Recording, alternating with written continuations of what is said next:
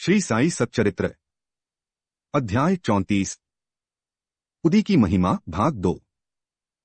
1 doctor का भतीजा, 2 doctor पिल्ले, 3 श्यामा की भाभी, 4 ईरानी कन्या, 5 हरदा के महानुभाव, 6 बंबई की महिला की प्रसव पीड़ा। इस अध्याय में भी उदी की ही महत्ता क्रमबद्ध है तथा उन घटनाओं का भी उल्लेख किया है जिनमें उसका उपयोग बहुत ही प्रभावकारी सिद्ध हुआ। डॉक्टर का भतीजा। नासिक जिले के मालेगांव में एक डॉक्टर रहते थे। उनका भतीजा एक असाध्य रोग, एक प्रकार का तपेदिक से पीड़ित था। उन्होंने तथा उनके सभी डॉक्टर मित्रों ने समस्त उपचार किए, यहां तक कि उसकी शल्य आय चिकित्सा भी कराई, फिर भी बालक को कोई भी लाभ न हुआ। उसके कष्टों पारावार न था। मित्र और संबंधियों ने बालक के माता पिता को दैविक उपचार करने का परामर्श देकर श्री साई बाबा की शरण में जाने को कहा, जो अपनी दृष्टि मात्र से असाध्य रोग साध्य करने के लिए प्रसिद्ध हैं। आठ माता पिता बालक को साथ लेकर शिरडी आए। उन्होंने बाबा को साष्टांग प्रणाम कर श्रीचरणों में बालक को डाल दिया और बड़ी नम्रता तथा आदरपूर्वक विनती की कि प्रभु, हम लोगों पर दया करो। आपका संकट मोचन नाम सुनकर ही हम लोग यहाँ आए हैं। दया कर इस बालक की रक्षा कीजिए प्रभु, हमें तो केवल आपका ही भरोसा है।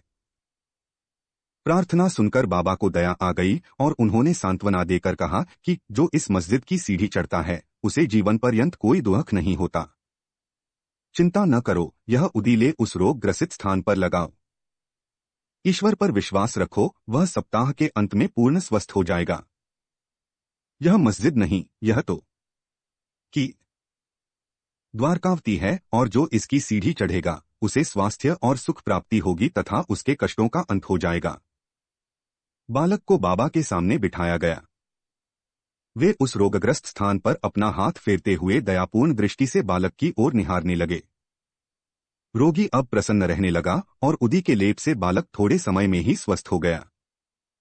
माता पिता अपने को बाबा का ऋणी और कृतज्ञ मानकर बालक को लेकर शिरडी से चले गए।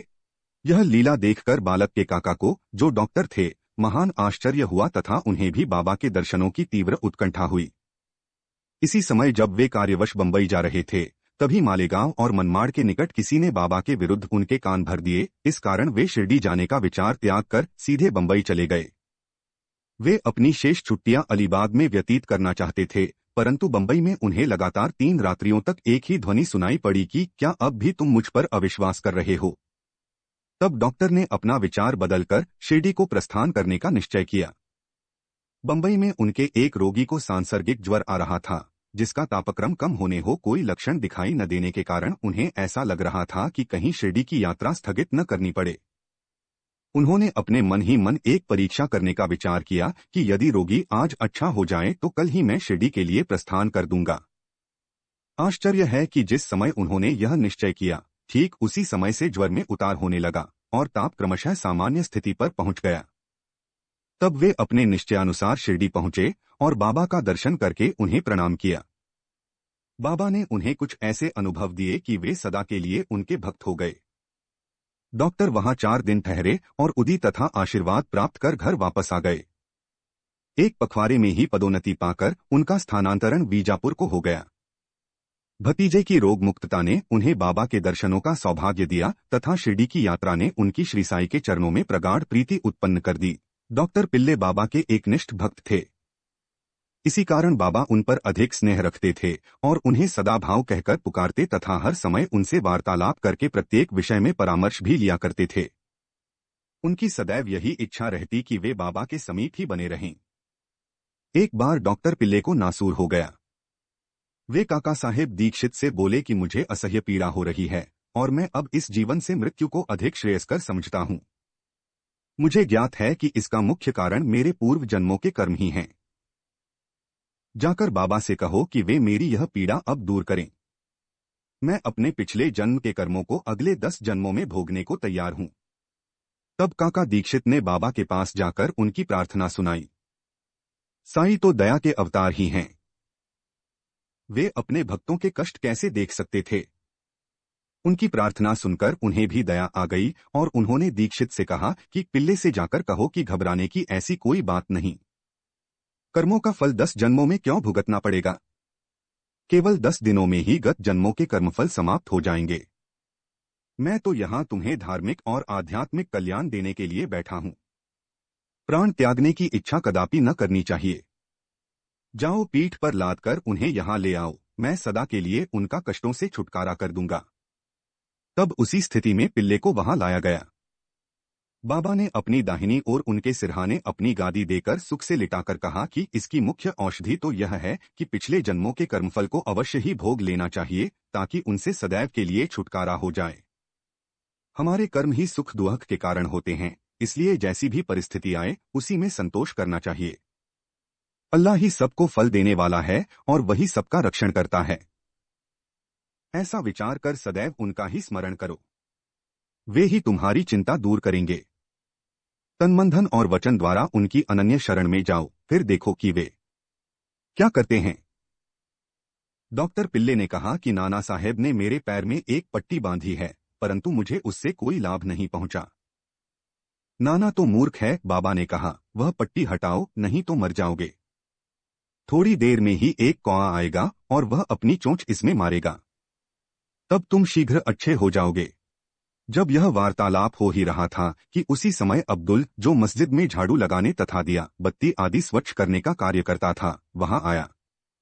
जब वह दिया बत्ती स्वच्छ कर रहा था तो अचानक ही उसका पैर डॉक्टर पिल्ले के नासूर वाले पैर पर जा पड़ा। पैर तो सूजा हुआ था ही, और फिर अब्दुल के पैर से दबा तो उसमें से नासूर के साथ कीड़े बाहर निकल पड़े। कष्ट असहनीय हो गया और डॉक्टर पिल्ले उच्च स्वर में चिल्ला पड़े। किंतु कुछ समय के बाद वे शांत होकर गीत गाने लगे। तब बाबा ने कहा, देखा, भाव अब अच्छा हो गया है और गाना गा रहा है। गाने के बोल थे, करम कर मेरे हाल पर तू करीम, मेरी स्थिति पर तू दया कर हे अल्लाह, तेरा नाम रहमान है और रहीम, तुम ही दयाधन और दयाशील हो, तू ही दोनों आलम का सुल्तान है, तुम ही दोनों दुनिया के सम्राट हो, जहां में नुमाया तेरी शान है। इस दुनिया में तुम्हारा बड़पन स्पष्ट नेराता है, फना होने वाला है सब कारोबार, यह सब कारोबार खत्म होने वाला है। रहे नूर तेरा सदा आश्कार, मात्र तुम्हारी झांकी सदा रहने वाली है। तू आशिक का हरदम मददगार है, भक्तों की तू हमेशा मदद करने वाला है। फिर डॉक्टर पिल्ले ने पूछा कि वह कौआ कब आएगा और चोंच मारेगा? बाबा ने कहा, अरे क्या तुमने कौए को नहीं देखा? अब वह नहीं आएगा। अब्दुल, जिसने तुम्हारा पैर दबाया, वही कौआ था। उसने चोंच मारकर नासूर को हटा दिया। वह अब फिर से क्यों आएगा? अब जाकर वाड़े में विश्राम करो, तुम शीघ्र ही स्वस्थ हो जाओगे। उदी लगाने और पानी के साथ पीने से, बिना किसी औषधि या चिकित्सा के वे 10 दिनों में ही निरोग हो गए, जैसा कि बाबा ने उनसे कहा था। श्यामा के छोटे भाई की पत्नी भाभी सावली विहीर के समीप श्यामा के छोटे भाई बापाजी रहते थे। एक बार उनकी पत्नी को गिल्टियों वाला प्लेग हो गया। उसे ज्वर हो आया और उसकी जांघ में प्लेग की 2 गिल्टियां निकल आई। बापाजी दौड़कर श्यामा के पास आए और सहायता के लिए चलने को कहा। श्यामा भयभीत हो उठे। उन्होंने सदैव के भांति बाबा के पास जाकर उन्हें नमस्कार किया और सहायता के लिए उनसे प्रार्थना की तथा भाई के घर जाने की अनुमति मांगी। बाबा ने कहा कि इतनी रात्रि व्यतीत हो चुकी है, अब इस समय तुम कहाँ जाओगे? केवल उदी ही भेज दो। ज्वर और गिल्टी की चिंता क्यों करते हो? भगवान तो अपने पिता और स्वामी हैं, वह शीघ्र ही स्वस्थ हो जाएगी। अभी मत जाओ, प्रातःकाल जाना और शीघ्र ही लौट आना। श्यामा को तो उस मृत संजीवनी उदी पर पूर्ण विश्वास था। उसे ले जाकर उसके भाई ने थोड़ी सी उदी गिल्टी और माथे पर लगाई और कुछ जल में घोलकर रोगी को पिला दी। जैसे ही उसका सेवन किया गया, वैसे ही पसीना प्रवाहित होने लगा, ज्वर मंद पड़ गया और रोगी प्रगाढ़ निद्रा में निमग्न हो गया।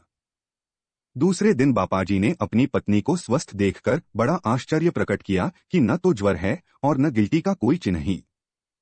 दूसरे दिन जब श्यामा बाबा की आज्ञा प्राप्त कर वहां पहुंचे तो अपने भाई की स्त्री को चाय बनाते देखकर उन्हें बड़ा आश्चर्य हुआ। अपने भाई से पूछताछ करने पर उन्हें पता चला कि बाबा की उदी ने एक रात्रि में ही रोग को समूल नष्ट कर दिया है। तब श्यामा को बाबा के शब्दों का मर्म समझ में आया कि प्रातःकाल जाओ और शीघ्र लौट कर आओ। चाय पीकर श्यामा लौट आया और बाबा को प्रणाम करने के पश्चात कहने लगा कि देवा, यह क्या नाटक है? पहले बवंडर उठाकर हमें अशांत कर देते हो, फिर हमारी शीघ्र सहायता कर सब ठीक ठाक कर देते हो। बाबा ने उत्तर दिया कि तुम्हें ज्ञात होगा कि कर्मपथ अति रहस्यपूर्ण है। यद्यपि मैं कुछ भी नहीं करता, फिर भी लोग मुझे ही कर्मों के लिए दोषी ठहराते हैं। मैं तो एक दर्शक मात्र ही हूं। केवल ईश्वर ही एक सत्ताधारी और प्रेरणा देने वाले हैं। वे ही परम दयालु हैं। मैं न तो ईश्वर हूं और न मालिक, केवल उनका एक आज्ञाकारी सेवक ही हूं और सदैव उनका स्मरण किया करता हूं। जो निर्भिमान होकर अपने को कृतज्ञ समझकर उन पर पूर्ण विश्वास करेगा, उसके कष्ट दूर हो जाएंगे और उसे मुक्ति की प्राप्ति होगी। ईरानी कन्या। अब एक ईरानी भद्र पुरुष का अनुभव पढ़िए। उनकी छोटी कन्या घंटे घंटे पर मूर्छित हो जाया करती थी। उसके दांत कस जाते थे, उसके हाथ पैर ऐंठ जाते और वह बेहोश होकर भूमि पर गिर पड़ती थी। जब नाना प्रकार के उपचारों से भी उसे कोई लाभ न हुआ, तब कुछ लोगों ने उस ईरानी से बाबा की उदी की बहुत प्रशंसा की और कहा कि वह विलेपार्ला, बंबई में काका साहेब दीक्षित के पास से ही प्राप्त हो सकती है। तब ईरानी महाशय ने वहां से उदी लाकर जल में घोलकर अपनी बेटी को पिलाई। प्रारंभ में जो दौरे 1 घंटे के अंतर से आया करते थे, बाद में वे 7 घंटे के अंतर से आए और कुछ दिनों के पश्चात तो वह पूर्ण स्वस्थ हो गई। हरदा के एक महानुभाव पथरी रोग से ग्रस्त थे। यह पथरी केवल शल्य चिकित्सा द्वारा ही निकाली जा सकती थी। लोगों ने भी उन्हें ऐसा ही करने का परामर्श दिया। वे बहुत ही वृद्ध तथा दुर्बल थे और अपनी दुर्बलता देखकर उन्हें शल्य चिकित्सा कराने का साहस न हो रहा था। इस हालत में उनकी व्याधि को और इलाज ही क्या था। इसी समय नगर के इनामदार भी वहां आए हुए थे, जो बाबा के परम भक्त थे तथा उनके पास उदी भी थी। कुछ मित्रों के परामर्श देने पर उनके पुत्र ने उनसे कुछ उदी प्राप्त कर अपने वृद्ध पिता को जल में मिलाकर पीने को दी।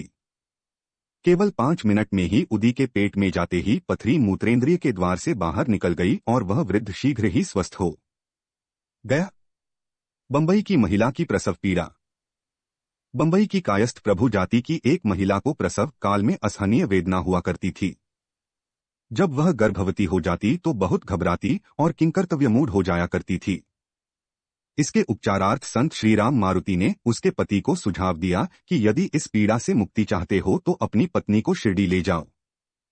पुनः जब उनकी स्त्री गर्भवती हुई तो वे दोनों पति पत्नी शिरडी आए और वहां कुछ मास ठहरे। वे बाबा की नित्य सेवा करने लगे। उन्हें बाबा के सत्संग का भी बहुत लाभ हुआ। कुछ दिनों के पश्चात जब प्रसवकाल समीप आया, तब सदैव की भांति गर्भाशय के द्वार में रुकावट के साथ अधिक वेदना होने लगी। उनकी समझ में नहीं आता था कि अब क्या करना चाहिए।